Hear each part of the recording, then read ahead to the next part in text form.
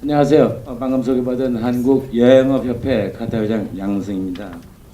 아까 우리 소 회장님께서 말씀하셨듯이 이제 시간이 많이 길어졌는데 저한테도 주어진 시간이 15분이라서 15분 동안에 한국과 타이완의 관광 교류를 어떻게 증진할 것인가 하는 문제에 대해서 15분 내로 할 수 있을지는 모르겠지만 짧게 저도 더 빨리 끝내고 이제 서울로 가야 되기 때문에 짧게 15분 내 시간 맞춰서 여러분과 함께 한국과 대만의 관광 교류 확대를 어떻게 할 것인가 하는 부분에 대해서 짧게 설명을 좀 드리도록 하겠습니다. 지금 저는 이제 그 한국과 지금 여러분 잘 이해를 못하시겠죠. 한글로 해놨는데 이게 지금 그 번체로 해놔야 되는데 얼른 보실 텐데 한글로 왜 해놨는가 하는 건 이제 뒤에 나오니까 좀 이해해 주시죠. 지금 그 한국과 대만의 관광 교류하고 또 출입국, 그다음에 이제 우리가 아시아 주요 국가들하고 한국이 어떻게 되고 있는가, 이 부분을 간단하게 살펴보고 현재 우리가 지금 한국 타이완이 지금 관광 현황이 앞으로 지금 무엇을 해결해야 될 것인가 하는 부분에 대해서 간단하게 설명을 드리도록 하겠습니다. 지금 이 부분은 왜 한국은 작년도에 아까 우리 소 회장님께서 마스터카드 그 이제 포캐스트를 인용을 하셨는데 2021년에 한국 사람들이 아마 해외 아웃바운드가 2,560만 명 정도 될 거라고 마스터카드에서 추정을 했는데 작년도에 저희는 이제 한국 사람들이 2,240만 명이 해외를 나갔습니다. 나가는데 이제 저희들이 올해 추정하기로는 올해 2017년 금년 말에는 한국 사람이 2,500만 명이 넘어갈 것으로 이렇게 추정을 하고 있고 인바운드로 좀 뭐 줄어들 것으로 중국 리스크라든가 또 북한 리스크 때문에 좀 줄어들 것으로 생각하지만 금년 말에는 2,500만 명이 넘어설 것으로 한국의 아웃바운드 시장 이렇게 보고 있습니다. 그래서 지금 이 부분을 왜 각국 지금 한국과 대만만 가지고 얘기하기는 어려운 부분이 여기서 보시면 이거 보이시나요? 지금 그 홍콩이 작년도에 저희들 한국에서 140만 명, 필리핀이 약 145만 명, 150만 명 가까이 갔고 태국이 145만 6만 명, 대만이 약 한 88만 명이 갔고 베트남이 150만 명 정도 이렇게 지금 아시아 시장이 이렇게 가고 있는데 이 부분이 여기서 중요한 것은 지금 대만을 보면 상당히 한국과 대만이 상호 방문 인원이 88만 명에 83만 명, 상호 균형적으로 양국 관광 교류가 이루어지고 있는 것을 볼 수가 있습니다. 그래서 아시아 이 시장 중에서 보면 가장 아주 균형 있게 양국 상호 교류가 이루어지고 있다라고 볼 수가 있겠습니다.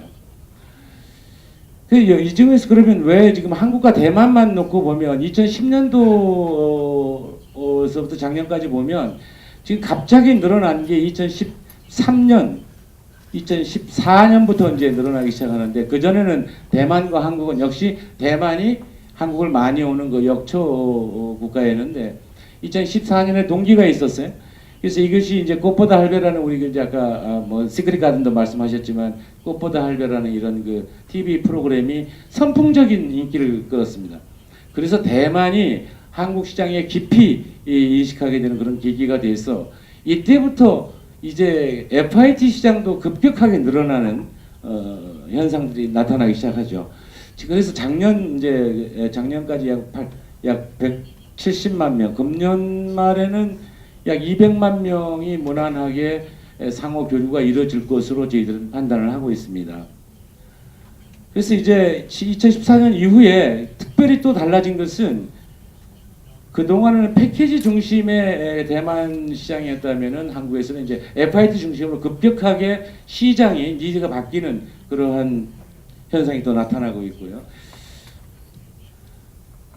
이제 이것을 왜 중요하다고 저는 보고 있냐면 우리나라에서 주요 한국에 있는 여행사들이 상품의 가짓수를 대만에 얼마만한 상품을 실질적으로 판매하고 있느냐 이걸 놓고 볼 때 패키지 상품은 130개에 비해서 FIT 상품 아까 우리 대구에서 말씀하셨듯이 개별 여행으로 가는 상품이 230개 정도 돼요. 그러면 패키지에 의존했던 한국으로부터 대만 시장이 개인 여행으로 개별 여행으로 급격하게 상품이 이동되고 있습니다. 여기에 따라서 대만에서 수용하는 이러한 태세도 상당히 많이 바뀌어가고 있습니다. 이 부분이 중요한 부분이 돼서 여러분께 잠깐 소개를 드렸고요. 이제 그러면 패키지나 FIT 쪽에서 패키지 상품을 저희가 분석을 해봤어요. 한국에서 135개, 134개 정도 되는 상품이 그럼 어디를 가는가? 아까 신남양도 말씀하셨는데 타이페이가 기본으로 거의 타이페이는 기본으로 99%가 포함되어 있고 예르나 지우펀이나 화려한 스펀 이런 정도가 한국 사람들이 가장 많이 가는 지금 한국에서 있는 여행사들이 가장 상품을 많이 개발하고 있는 지역이 이 지역입니다. 그러면 다른 지역은 어떻게 우리가 개발하고 또 상품화할 것인가 하는 부분에 대해서는 우리가 좀 숙제로 남아있는 부분입니다. 또 대만 정부에서도 고민을 하고 있고 한국에서도 역시 판매하는 회사들이 상품의 다양성을 가져가기 위해서는 지역별로 상당히 균형 있게 발전이 돼야 되는데 지금 못하고 있고요. 이 중에서 12번째 이렇게 보면 1월달 이제 썸머레이크가 이렇게 거의 지금 1% 정도밖에는 안 되는데 1% 정도 포함되는 게 1% 정도밖에 안 되는데 제가 80년대 다닐 때는 이게 썸머레이크가 기본 코스였거든요. 그럼 뭐가 달라졌느냐 그때하고 지금하고. 물론 고객의 니즈도 달라졌지만 관광지 현장도 달라졌습니다. 관광 상품은 가장 기본적으로 구성 요소들을 충분하게 이해를 하고 알아야 상품의 유통 구조를 개발을 할 수가 있는데 특히 좀 안타까운 것이 1월달 썸머레이크 같은 경우는 아주 80년대부터 90년대까지 유명했던 관광지였는데 지금은 거의 가지 않는다는 거죠. 그래서 이 부분이 상당히 좀 특이점으로 좀 볼 수가 있습니다. 자, 그래서 그러면 지금 이 지도가 좀 이상하죠. 원래대로 하면 이렇게 좀 길게 이게 항공 노선이 이렇게 돼 있었는데 왜 이렇게 좀 이렇게 크게 그려놨나 그랬더니 저희 직원들이 그런 얘기를 하더구만요. 대만하고 한국이 너무 가까워서 더 가깝게 보이게 하려고 이렇게 지도를 넣었답니다. 지금 2014년도에 지금 올해 200만 명 할 수 있는 가장 기본적인 요소가 2014년도에 주당 137편, 한국에서 대만 한국을 왕복하는 비행기편이 137편에서 현재 지금 198편까지 늘었는데 이 정도 가지고 200만 명 수준 이상 갈 수가 없어요. 그래서 지금 대만 교통부나 또 저희 한국에서 국토부에다가 대만과의 항공 노선을 다양하게 더 늘려야 된다. 항공 편수가 늘어야만이 이 수치는 늘어날 수가 있지. 그 이외에 배로 또 이제 크루즈로 이제 이동하는 부분이 있습니다만 아직까지 이 부분은 활성화되지 못해서 기본은 운송이 받쳐줘야 된다. 또 특히 대만과 우리는 같이 섬나라이기 때문에 배 아니면 비행기로밖에는 상호 왕래를 할 수가 없습니다. 그래서 항공편이 현재 198편까지 상당히 많이 늘어 있습니다. 이 부분도 앞으로 더 상호교류를 확대하기 위해서는 항공편이 늘어져야 된다라는 말씀을 여러분들에게 드리고 싶고요. 자, 그러면 이제 인프라를 어떻게 우리가 확충을 할 것인가 하는 부분인데요. 지금 이것은 관광은 아까 우리 첸 국장께서도 말씀하셨듯이 관광은 혼자 관광 부처 혼자 할 수 있는 게 아니고 융복합적으로 전 부처가 함께 해야 이 관광 산업을 일으킬 수 있기 때문에 상당히 관광이 전 부처가 중앙 부처의 전 부처가 관광을 함께 해야만이 관광이 전체적인 산업으로 성장할 수 있다라는 말씀을 드리고요. 지금 가장 중요한 것이 교통편도 중요하지만 제가 이제 한 10여 년 전부터 대만에 와서 회의를 할 때마다 우리가 한글로 된 표지석을 좀 늘려달라, 확대해달라. 그런데 이것은 이제 각 나라 각국이 제도와 법률이 또 다 틀려서 관광부에서 혼자 할 수가 없어요. 지방 정부하고 협의를 해야 되는데 이 표지석 한글 표지석이 늘어야 되는 이유는 급격하게 개별 여행이 늘어나기 때문에 이 여행객의 안전하고도 굉장히 중요한 밀접한 관계가 있습니다. 그래서 여행객들이 한글 표지만 보고도 찾아다니고 안전하게 여행을 할 수 있는 수준, 이 수준이 돼야 자유여행객들, 개별 여행객들 또는 가족 여행이 실질적으로 온라인 이 정보만 가지고도 대만에 와서 어디든 찾아갈 수 있다. 그런데 그 중에서 지난달에도 내년에 열리는 랜턴 페스티벌 등불 축제에 자이언의 현장님이 이제 한국을 오셔서 등불 축제를 이제 소개를 하시고 또 홍보를 하시는데, 그러면 자이언은 어떻게 갈 거냐? 여기 여행사 단체 패키지를 이용하지 않으면 자이언은 어떻게 갑니까? 접근하는 방법이 타이중, 타이베이에서 열차를 타고 현장을 가는데, 이 교통 접근성을 갖다가 충분하게 홍보할 수 있는 체제가 갖춰져야만이 지금 늘어나는 개별 여행이나 가족 여행에 대해서 수요를 충족할 수 있을 것이다 라는 말씀을 좀 드리고 싶고요. 우리나라 이제 가족 여행이 지금 상당히 많이 늘어나고 있는데 비해서 한국에는 이제 콘도미니엄 같은 그런 숙박 시설이 상당히 많이 발달이 돼 있어서 가족이 이렇게 다녀도 좀 그렇게 불편하지 않는데, 호텔 중심으로 하면 아이들이 있을 때 상당히 불편합니다. 그래서 이런 부분은 하루아침에 될 수 있는 건 아니지만 이제 전체적으로 세계적으로 이 가족 중심으로 여행이 트렌드가 바뀌면서 이런 부분도 지금쯤은 한번 고민해야 되지 않을까 하는 그런 생각이 들었고요. 조금 전에 말씀드렸던 접근성이라든가 이 교통 홍보 부분에 대해서 자유여행, 가족여행들이 부담 없이 거리낌 없이 와서 찾아갈 수 있는 한글 표지석 또는 인터넷 정보가 더 정확해야 된다라는 말씀을 드리고요. 제일 지금 문제가 한국어, 아까 우리 아타에서도 말씀하셨는데 가이드가 부족하다. 지금 현재 한국 가이드 라이센스 300명인데 316명인데 한국에서 오는 게 약 88만 명 정도가 온다면 이거는 물리적으로 불가능합니다. 물리적으로 한국 사람들을 안내하기에 물리적으로 불가능한 이 수치가 어떻게 한국 사람들을 더 유치하겠다고 우리가 할 수 있겠어요. 그래서 지금 이제 시즌이 돌아옵니다. 이제 한국이 추워지고 여기가 날씨가 더 좋아지니까 시즌이 되어오는데, 대만 현지에서 가이드 때문에 너무 많은 에러를 겪고 있어요. 근데 이 부분은 한국도 마찬가지고 일본도 마찬가지고 아까 태국에서도 말씀하셨는데 상당히 어느 나라나 이걸 상당히 문제를 안고 있고, 가이드를 라이센스를 발급을 하고 또 시험을 보고 하는 기관들이 다 달라서 이 코업이 안 됩니다. 이 부분에 대해서는 저는 일본의 예를 좀 상당히 벤치마킹할 필요가 있다고 생각돼요. 일본도 가이드 제도가 상당히 복잡합니다. 복잡하고 일본도 통역 안내사 제도가 굉장히 엄격해서 십수년 전부터 한국과 일본과의 이 관광회의 할 때마다 이 가이드 문제가 나왔습니다. 실질적으로 일본 같은 경우는 한국 사람들이 작년에 500만 명 갖고 올해 일본 정부 JNTO에서 한국 사람들을 유치하겠다고 하는 목표가 600만 명이에요. 그런데 올 연말 되면 한국 사람이 700만 명이 갈 겁니다. 700만 명이 갈 건데 한국어를 실질적으로 가이드 라이센스를 갖고 있는 사람이 1000명이 안 돼요. 그런데 대부분 또 장롱에 있어요.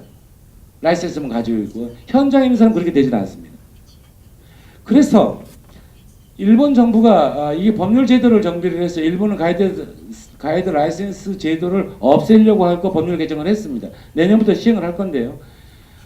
배타적 독점적 사업권이다라는 그런 명분으로 가이드 라이센스 제도를 시장에 맡기는, 이래서 제도를 법률을 개정을 해서 내년부터 시행을 한다고 합니다. 지금 일본 같은 경우는 지난달 9월 15일부로 외국인 관광객이 2천만 명을 돌파했다고 축제를 했거든요. 지금 올 연말에 2,400만 명을 무난히 목표를 한다고 합니다. 제가 지난달에 일본을 가서 일본 그 여행 관계자들, 관광 관계자들하고 미팅을 하면서 그 얘기를 들었고요. 지금 올해 2,400만 명, 2020년까지 3천만 명을 외국인 관광객을 유치하겠다. 그런데 지금 일본 국내법의 가이드 제도를 가지고는 수용을 할 수가 없다라고 판단이 임해서 정책 결정을 한 부분이고요. 그래서 이 가이드 문제가 저희들은 이제 겨울 닥치면서 상당히 한국에서도 지금 그 심각하게 보고 있는 중입니다. 마지막으로 그러면 어떻게 한국과 타이완 관광객을 교류를 좀 확대할 것인가? 아까 말씀드렸던 뭐 각 부처가 여러 가지 있지만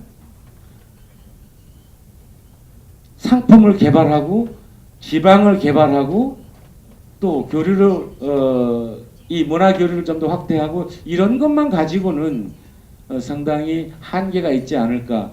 그래서 금년 말에 지금 대만 TV나 대만 관광국하고 저희 한국 측하고는 200만 명을 해보자. 200만 명이 문안이 될 것 같습니다. 그 다음 목표가 우리는 어떻게 하면 300만 명 상호 교류를 300만 명으로 늘리겠는가. 이 부분에 대해서 고민을 많이 하고 있는데요. 그중에 그래서 타이페이만 이 북부만 가지고는 이 상품의 한계가 있어서 중부지방이나 남부지방이나 아까 말씀하신 동부지방이라든가 이게 다양한 상품의 확대가 필요합니다. 그러기 위해서는 이제 정부나 또 이 관광 사업자들이 상품 구성 요소, 상품의 유통 구조 이 부분에 대해서 명확하게 이해를 해야 이 지역으로의 상품이 확대될 수가 있습니다. 그래서 이 부분을 갖다가 지금 그 타이페이를 벗어나서 다행히 부산서 까오슝으로 오는 이제 제주항공이 취항을 해서 우리 한국에서의 경남 약 한 700만 명, 800만 명 되는 인구를 가진 그 지역이 항로가 개설이 돼서 상당히 남부하고는 상당히 교류가 더 촉진될 것으로 보여지고 있습니다. 제일 지금 중요하다고 판단되는 것이 FIT 시장 중에서도 가족여행 중심으로 움직이는데 이 지금 30대 요 부분인데요. 30대에서 50대 이 주부 우리 여행은 전부 여성들이 결정합니다. 신혼여행 갈 때부터 여성들이 결정해서 이게 저 80대가 돼도 여성들이 가자고 해야 가요. 그리고 목적지도 여성들이 결정을 합니다. 그래서 지금 30대에서 50대의 주부 골드맘이라고 했는데 이 골드맘이 저는 10년 전에는 제가 해외 나가서 골드미스를 타겟으로 해야 된다. 골드미스. 지금 우리 한국은 결혼 연령이 계속 늦어지기 때문에 결혼 잘 안 해요. 그리고 소득 수준은 높습니다. 그리고 여가 시간도 많아지고 그래서 가처분 소득이 늘어나니까 여행으로 바뀌는 거예요. 이 부분들이 끊임없이 늘어나고 있어요. 그래서 그때 10여 년 전에는 이제 이 인구들이 꾸준하게 늘어서 골드미스가 타깃이다 라고 저희들이 그 상품을 개발할 때 준비를 했었는데 이제 10여 년이 지난 지금은 골드맘들이 됐어요. 이제 나중에 결혼해서 조그만 아이가 생겼어도 여행의 패턴은 바뀌지 않습니다. 그래서 삶의 가치와 기준이 달라져서 한국 사람들이 이제 특히 태국뿐만 아니라 타이완뿐만 아니라 세계적으로 움직이는데 올해 2,500만 명 아마 매년 저희들은 10%에서 15% 정도로 성장을 하고 있는데 이게 언제까지 10% 15%까지로 성장할 것인지는 예측은 못하지만 당분간은 갈 것이다라고 보여지고 그 이유 중에 하나가 한국에서는 LCC가 로코스트 캐리어들이 굉장히 공급이 많이 늘어나고 있습니다. 굉장히 많이 늘어나서 이 공급이 수요를 창출하고 있다. 새로운 수요를 창출하고 있다라고 저희들은 판단을 하고 있습니다. 그래서 당분간은 아까 우리 소 회장님께서 이 마스터카드 이 그 포캐스트 2021년에 2,560만 명 이 부분은 금년도에 깨질 거다. 마스터카드가 아마 포켓을 잘못했다고 판단이 되는데 이 해외 아웃바운드 시장은 이렇게 지금 급속하게 지속적으로 성장하고 있다. 늘어날 것이다. 또 그 다음에 가장 중요한 것이 이 소비자 선택 이 가격입니다. 가격. 대만이 지금 가장 저희가 걱정하는 것이 200만 명 수준에서 300만 명을 가기 위한 뭔가가 필요합니다. 이게 뭐냐 하는 데 대해서 깊은 양국 관광 관계자들이 고민을 해야 될 부분이다. 300만 명 가면 200만 명을 넘어서서 이때부터는 성장 속도가 굉장히 둔화될 것이라고 저희들은 추정을 하고 있습니다. 그러면 300만 명을 빨리 가기 위해서는 확실한 뭔가 임팩트 있는 뭔가가 있어야 됩니다. 그것이 뭔가는 아직 저도 잘 모르겠지만 이 부분을 가지고 타이완 관광 관계자들하고 지금 끊임없이 노력을 하고 있는데, 가격이 어제 우리 소 회장님도 말씀하셨는데, 그러면 필리핀이 150만 명, 태국이 150만 명, 이 부분에 대해서 뭐가 문제냐? 왜 차이가 있느냐? 바로 우리 소 회장님이 어제 그건 가격 문제다라고 이렇게 지적을 하셨는데, 맞습니다. 가격 문제가, 소비자 선택에서 가장 중요한 가격 문제가 굉장히 중요합니다. 가장 중요하다고 볼 수도 있죠. 그래서 그 가격대가 다양한 여행 상품이, 타이완 관광 상품이 개발이 돼야만이 지속적으로 지방으로 확대하면서 교류를 늘릴 수 있지 않겠느냐. 여기 이거를 하기 위해서는 중앙정부뿐만 아니라 각 지자체가 유기적으로 협력 체계를 좀 갖춰야 되지 않겠느냐. 그것은 이 부분은 우리나라도 마찬가지고 해외 일본도 마찬가지고 대만도 마찬가지인데, 지방정부가 자기네 컨텐츠 다 좋다고 합니다. 지난번에 자이언 그 현장님이 오셔서도 어떻게 설명하시냐면, 자이언에 저도 몰랐어요. 안 가봤으니까. 아리산은 저도 가봤어요. 아리산도 가봤고 뭐 선라이즈도 봤는데, 거기에 그 하이힐로 지어진 성당이 있더라고요. 여러분 가보셨나요? 하이힐로 지어진 성당이 있는데 아주 굉장히 독특하고 아주 창의적이고 인상적이었어요. 그럼 이런 컨텐츠들이 아리산과 연계한 아리산 차, 성당, 이런 부분들이 굉장히 좋은 컨텐츠가 있는데, 이걸 그러면 어떻게 관광 상품화할 것이냐? 컨텐츠는 좋습니다. 상품이 돼야 여행사들은 판매를 할 수 있는 거고, 또 그 다음 중요한 것이 중앙정부와 지방정부가 스토리텔링을 함께 해줘야 됩니다.